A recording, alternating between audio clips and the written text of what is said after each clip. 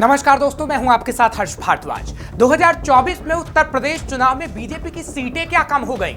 लोगों को लगा अब यूपी में बाबा का बुलडोजर नहीं चलेगा, लेकिन योगी का बुलडोजर नहीं रुका। यूपी में 2017 से चल रहा बुलडोजर अब भी चल रहा है और अब तो डिंपल यादव के गढ़ में भी योगी का बुलडोजर जा पहुंचा और अब्दुल के आशियाने को मिट्टी में मिला दिया गया। दरअसल मैनपुरी में रविवार को करहल चेयरमैन की पत्नी के मैरिज होम पर बुलडोजर चला।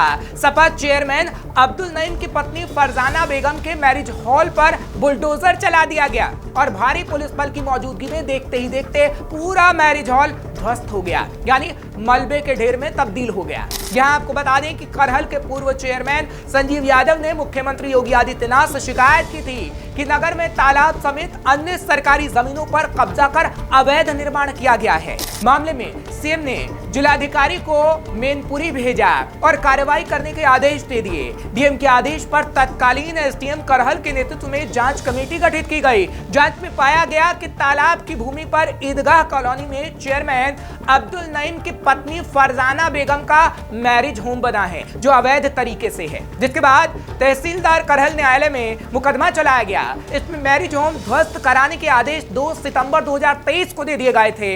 इसके विरुद्ध फरजाना बेगम ने अपर जिलाधिकारी न्यायिक के यहां पर अपील कर डाली।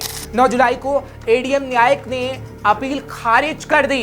इसके बाद एसडीएम करहल की ओर से नोटिस जारी कर 3 दिन में अवैध निर्माण हटाने के निर्देश फरजाना बेगम को दिए गए थे। लेकिन जब 3 दिन बाद भी निर्माण नहीं हटा तो रविवार को एसडीएम करहल नीरज द्विवेदी भारी पुलिस बल के साथ सुबह ही अवैध मैरिज हॉल को हटाने पहुंच गए। देखते ही देखते 5 बुलडोजरों ने अवैध मैरिज होम को ध्वस्त कर दिया और वो मलबे के ढेर में तब्दील हो गया।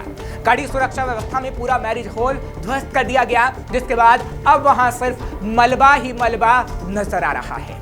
दरअसल 2017 में सत्ता संभालने के बाद योगी आदित्यनाथ ने कई अभियान चलाए। गैंगस्टरों का एनकाउंटर और अवैध कब्जों पर बुलडोजर की कार्रवाई के बाद यूपी की राजनीति में हंगामा मच गया। योगी अपने विरोधियों के निशाने पर भी आ गए थे।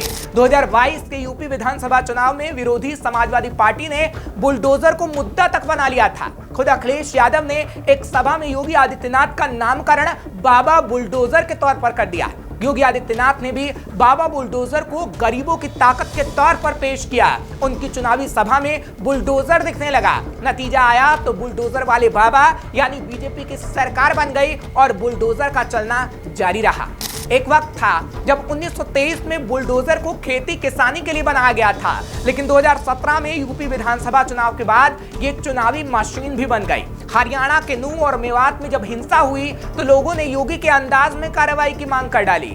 बुलडोजर ने योगी आदित्यनाथ की छवि को निर्भीक नेता बना दिया। अभी योगी सख्त प्रशासकों में नंबर 1 है और कहीं ना कहीं यूपी की कानून व्यवस्था पर इसका असर दिखता है। खुद योगी आदित्यनाथ दावा करते रहे हैं कि उनके कार्यकाल में दंगे नहीं हुए।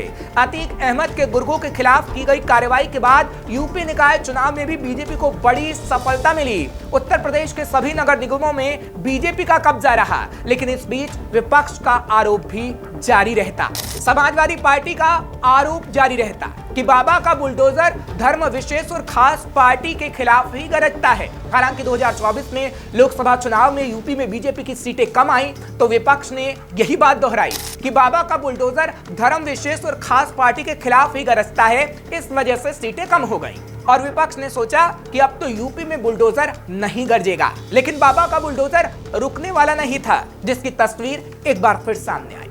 हालांकि जब योगी के बुलडोजर पर विपक्ष ने सवाल किया तब उत्तर प्रदेश के मुख्यमंत्री योगी आदित्यनाथ ने बुलडोजर बाबा की अपनी छवि पर बेबाक राय रखी। उन्होंने उत्तर प्रदेश में माफियाओं के खिलाफ बुलडोजर एक्शन पर कहा था कि हम लोग सज्जनों के लिए जितने संवेदनशील हैं, दुर्जनों के लिए उतने ही कठोर हैं। ये शासन की रणनीति है। उत्तर प्रदेश की जनता यही चाहती है कि उनको सुरक्षा मिले, इन गुंडे माफियाओं पर सख्ती हो। वहीं मुस्लिम समुदाय के खिलाफ बुलडोजर एक्शन पर योगी ने चैलेंज देते हुए कहा था कि कोई निर्दोष मुस्लिम आकर बता दे कि मेरे साथ अन्याय हुआ है, कोई नहीं बोल सकता। फिर न्यायपालिका तो सबके लिए खुली हुई है। वहीं जब उनसे सवाल किया गया था कि अगर किसी ने कानून तोड़ा तो उनका घर तोड़ना क्यों जरूरी है, तब योगी ने कहा था कि किसी ने सरकारी संपत्ति पर कब्जा किया है तो उसके लिए क्या करूं, आरती लेकर जाऊं क्या, थाली सजाऊं क्या।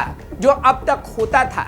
लेकिन उत्तर प्रदेश की जनता यही चाहती है कि उनको सुरक्षा मिले, इन गुंडे माफियाओं पर सख्ती हो, और वही हम कर रहे हैं। जिसके बाद से बाबा का बुलडोजर गरज रहा है और अब भी कई माफियाओं के घरों पर चल रहा है।